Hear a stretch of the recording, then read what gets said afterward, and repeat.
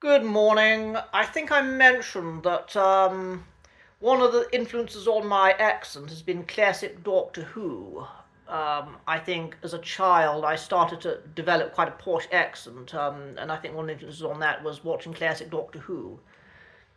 So I'm going to talk in this video about a little bit about some of the posh accents that you can hear watching classic Doctor Who. I am, of course, talking about the original series that ran from 1963 to 1989. I don't think there really are very many Posh accents in the new series made by BBC Wales. And to be really honest, I don't really like watching the new Doctor Who. I don't really bother with any of that. I got into Doctor Who in 1990 when I was 9 years old. That was a year after the series had been cancelled.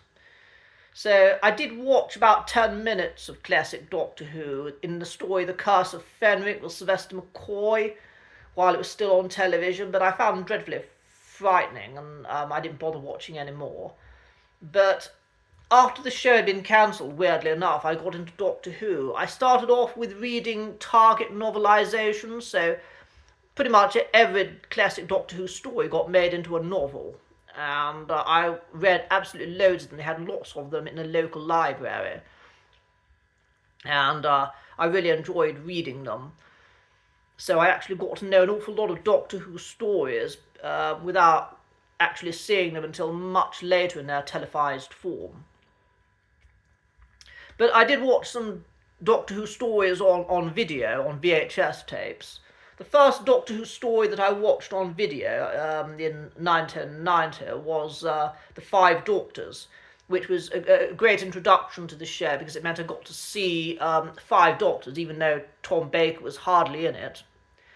And William Hartnell had been replaced by another actor, Richard Herndale. But yes, it did give me a good feel for the show, and I watched more videos after watching that one.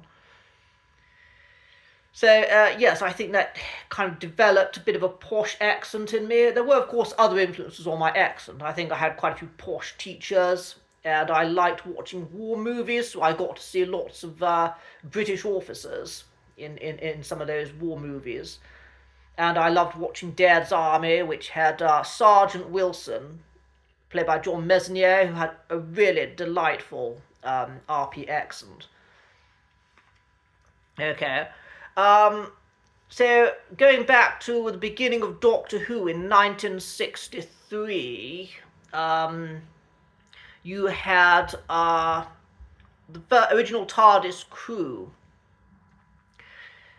and they were the Doctor, who's played by William Hartnell. You had Barbara Wright, played by Jacqueline Hill, who's sadly no longer with us, and Ian Chesterton, a fellow schoolteacher of Barbara, who was played by William Russell, who died recently. Lord have mercy on his soul.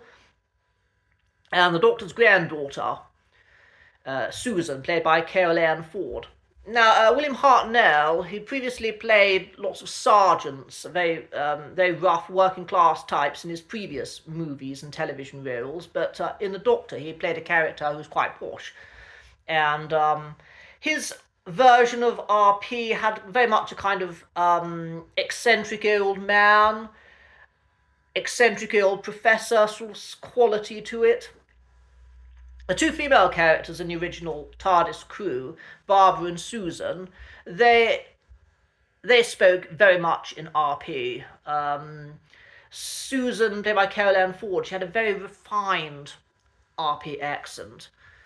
On the other hand, Ian Chesterton, played by William Russell, he didn't really sound terribly posh. I mean, he was reasonably well spoken, but I wouldn't really class his accent as received pronunciation.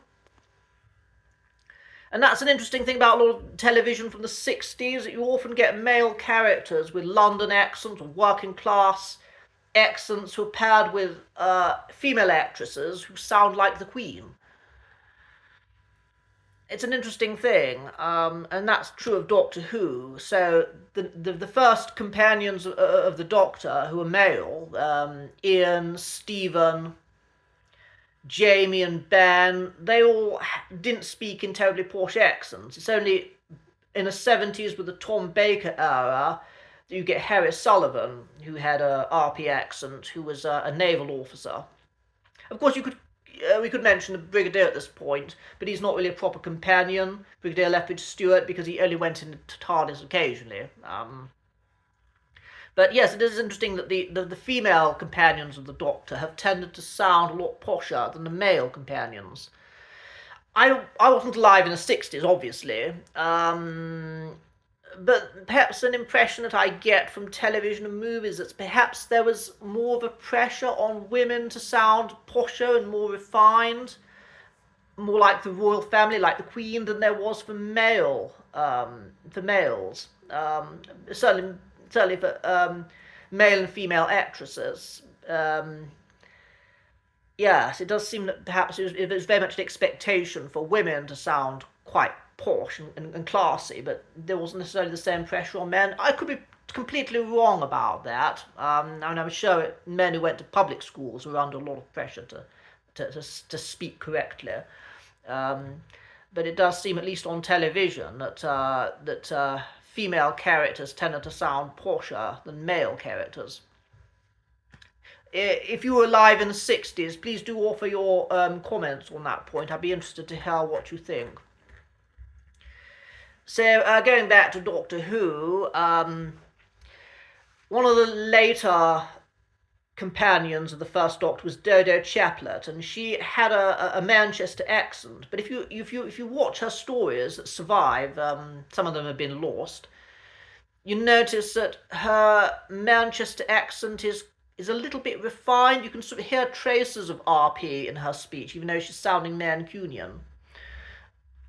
And that's an interesting thing about regional accents at that time, that perhaps they're a lot stronger these days than they were back then in the 60s. Now, if you listen to the interviews of the Beatles in the 60s, yes, they were Scouse, yes, they had Liverpudlian accents, but they were still quite refined.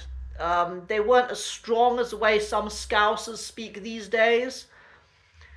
I think perhaps because of the dominance of RP at that time, people with regional accents, while they might have used them, they tended to soften them a little bit. And that doesn't really happen anymore because of the decline in RP. If you have a regional accent, you come on really strong with it.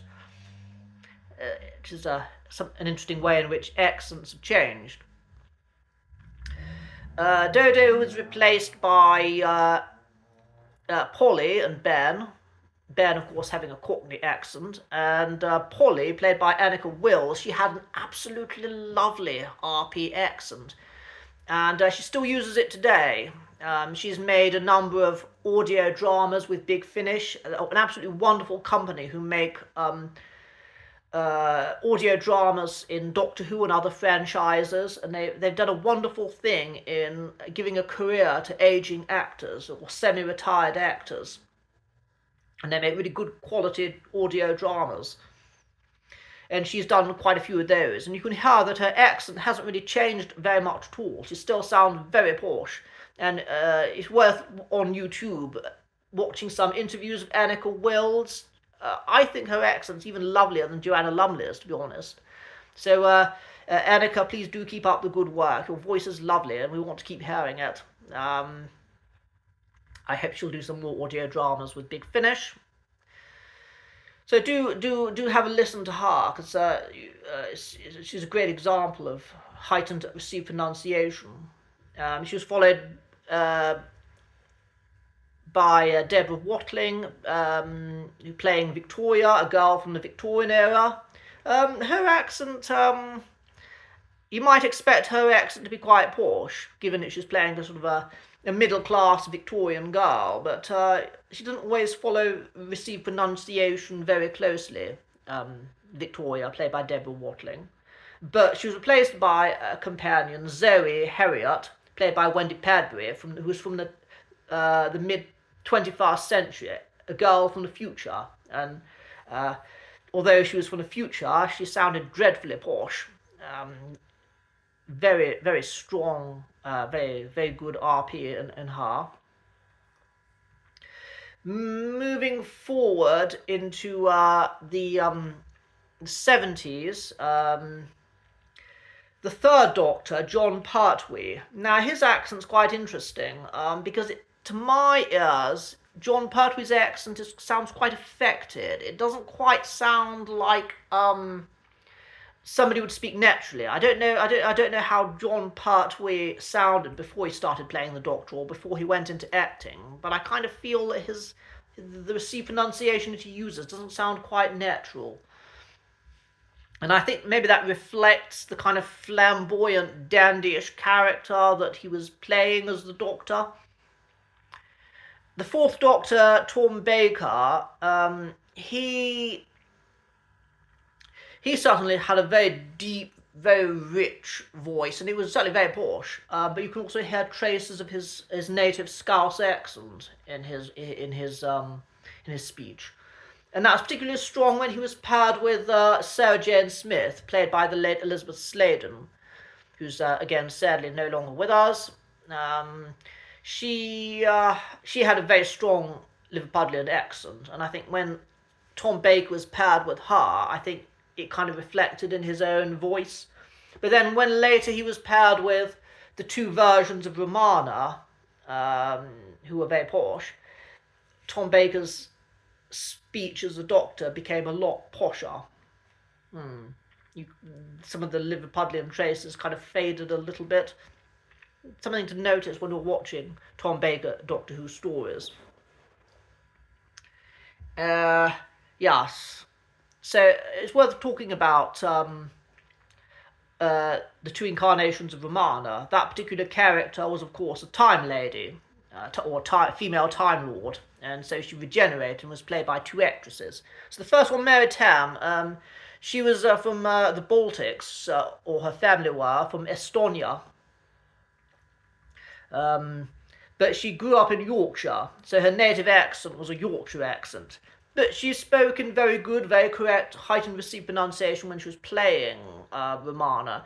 Perhaps not the most distinctive RP that I've heard. For my money, it's not the most flavoursome accent, if you talk about accent as a flavour. She was replaced by the second incarnation of Romana, played by Lala Ward, who I think was from an upper-class background, and so naturally she spoke very posh. And that hasn't really changed. If you listen to Big Finish audio dramas with Mary Tam as Romana, you'll notice that Mary Tam's accent was not so posh later in life. It had changed quite a bit. Lala Ward, her accent had changed somewhat, and she didn't sound quite as posh as she did in the 70s, but still pretty posh. So it's worth watching some interviews of Lala Ward if you can on YouTube, and maybe even listening to some Big Finish audio dramas with her to see how her accent sounds these days. But of course, there's nothing beats watching the original classic Doctor Who on DVD or on streaming. Peter Davison, the Fifth Doctor, his accent, his pronunciation generally follows RP, but it's not totally plummy. He certainly doesn't sound quite as posh as some of the Doctors who've gone before him, and if you listen to Peter Davison's work with Big Finish on his audio dramas, in recent years he doesn't sound totally posh at all. The Sixth Doctor, played by Colin Baker, pretty posh, pretty good RP. When I listen to him on Big Finish, his voice very much reminds me of David Attenborough. The Seventh Doctor, Sylvester McCoy, I absolutely love him, but he was the first Doctor not to use RP at all. He had a Scottish accent. And and finally, we can't possibly not mention Brigadier Lethbridge Stewart, played by Nicholas Courtney. His RP was, of course, that of a British military officer, very clipped. His famous line from the story The Demons, "Chap with wings, 5 rounds, rapid." Absolutely delightful line. If you want to get a feel for the sound of a heightened or conservative RP accent, then do make every effort to watch some classic Doctor Who episodes. And also maybe listen to some Big Finish audio dramas to hear how some of them sound these days.